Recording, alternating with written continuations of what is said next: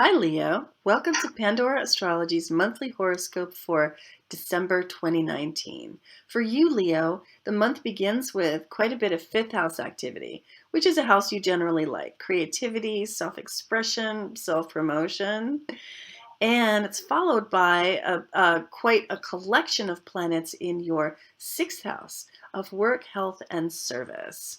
Julia, what have you noticed about this month for Leo? Good question, Jamie. Well, hey, Leo. This month, Venus, the planet of art, beauty, and relationship, begins in your sixth house of health and work. So, this is a really great time for getting along with people you work with, or if you're in customer service, doing well with the public. You might be more willing to be a team player at work versus just kind of striking out on your own, because Venus is just so social. And if you do any type of creative or artistic work on your job, then this should be a rather fruitful period. Mm. Now then, Venus enters Aquarius on December 19th, which corresponds with your seventh house of partnership. So if you're in a relationship, you may be finding a way also. Oh, sorry. I think I messed that up. No, Oh, not yeah, at all. sorry. Yeah, Excuse. it's definitely there. Oh, yeah, sorry. I got a little bit confused. Yes. So in the seventh house, Venus loves to be in this house. And Mm. wherever we have Venus is where we do find some pleasure. So if you're in a partnership, you might be enjoying just an extra harmonious time, really wanting to spend your time with your partner because it's just going to feel really good. And if you're single, then it's a really, really great time to date. Then Mars is going to be in Scorpio all month, which corresponds with your fourth house, and that's the house of family and home. So that means because Mars being such an active planet, it also represents your drive. It's what kind of gets you going and what gets you out of bed in the morning to go out and do things. You might be applying more energy on the home front, either through going into house projects or through maybe even emotional confrontations with the people you live in. So watch out for that. Then Mercury enters Sagittarius on December 9th, which corresponds with your fifth house. Just like Jamie said, there's a lot of emphasis on the fifth this month for you. That's the house of amusements too, also the house of children. So if you enjoy any type of gameplay, let's say you're a video gamer, a LARPer, maybe you like trivia nights, maybe you play a sport, then you're really it's going to be a great time for making strategies and really applying your mind to those types of games. Mm. And if you have children, then you can enjoy sort of more open communication with them during that time. Then Mercury enters Capricorn on December 28th, and that's your natal sixth house. Again, that's the house of work and service and health. So when Mercury enters the sixth of work, you might be applying more strategies and plans within the workplace, Mm. or your mind will also be much more focused on health matters too. Anything else you'd like to add, Jamie? Yeah, Mercury loves to be in the sixth house, so that's going to be a great time for getting organized. And Venus loves to be in the seventh house, so the second half of the month has some really nice goodies in it for you, Yeah. Leo. And I was thinking, Julie, as you were talking about that Venus in the seventh house, that it's such a great time for just being charming, for Mm. just being attractive. And for attracting a partner. So there's just such nice stuff there. Um, that Mercury, though, really is coming into the pile of things in Capricorn there towards the end of the month, and there's just such a big buildup of Capricorn in that sixth house that it brings a lot of the energy and attention into the work and arena and the arena of creating order and systems. So I think that the wonderful thing is that Jupiter is there, and so Jupiter has a very large cycle. It takes 12 years to pass along through the whole zodiac and return to where it was.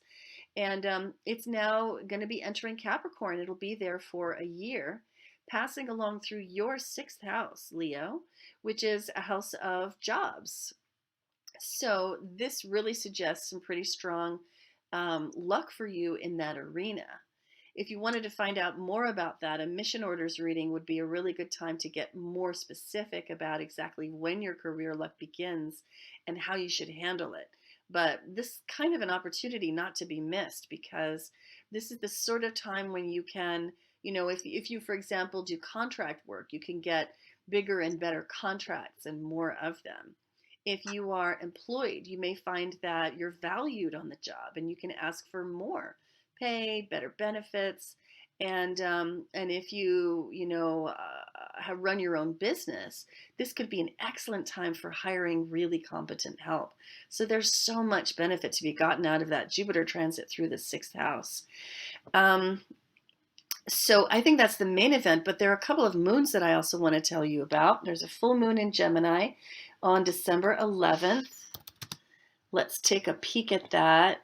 It's happening in Gemini, and that means your 11th house, which is a very social arena.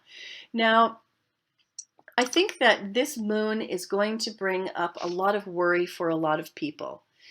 Because when the moon falls in Gemini, and it's a full moon, so it's a very full of emotion moon. A full moon is generally more emotional than a new moon. And when all of that lunar emotion tries to express itself through Gemini, it usually ends up being just a sort of a pile of yappy words that don't feel adequate to really express what is being felt. And that can lead to tension. It can be a frustration, really, for both the person who's trying to communicate and the person who's trying to understand. So those sorts of experiences might be happening under this full moon. And particularly because it's falling in your house of friends, you might find yourself going out to parties and listening to people's troubles and worries quite a bit around those days. So, I mean, if you wanted to stay home, you certainly could. On the other hand, listening to other people when they're struggling is a great way of getting closer. And that could really begin to make this Neptune influence in the full moon rather of a help instead of a hindrance, because Neptune wants to merge, and here it is in the house of intimacy, and it's bringing in this feeling into this full moon of sort of a free-floating anxiety.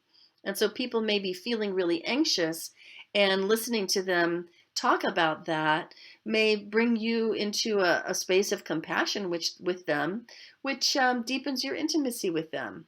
So that could actually be really sweet if you handle it in the right way. Now, lo and behold, we have an eclipse coming at the end of the month, and it's going to be quite a thing because it's falling right on Christmas. So if you are a celebrator of Christmas and you're planning on spending the holiday with family, it's good to know about what's coming. Now, this is a new moon in Capricorn, and it includes that Jupiter influence that I was talking about before. So I do think that it being an eclipse, it is going to show us our shadow, which is what eclipses do. It's going to bring up some stuff that maybe we'd rather not look at or we don't usually look at, and kind of put it in our face. And if you happen to be hanging with family at the time, well, it could be even more intense. But the presence of Jupiter suggests that it could be a growth opportunity. And you could even be the one who brings the positivity and the hope and the optimism that enables people to grow in the situation. Now, because this eclipse is falling in the sixth house, that could all play out actually in your workplace. And so, watch out for difficult situations that show people their shadow, possibly you, possibly others in your workplace, and think about how you could bring some positivity and light a spark in the darkness, help people through that. I think that's all we have for you today, Leo. I hope you enjoyed it. We certainly enjoyed doing it for you. You can always find out more on our YouTube channel, particularly in the December news playlist. And if you watch this horoscope because Leo is your sun sign, you should definitely go back and check out the one for your rising sign. And we'll see you around the cosmos. Bye. Bye, Leo.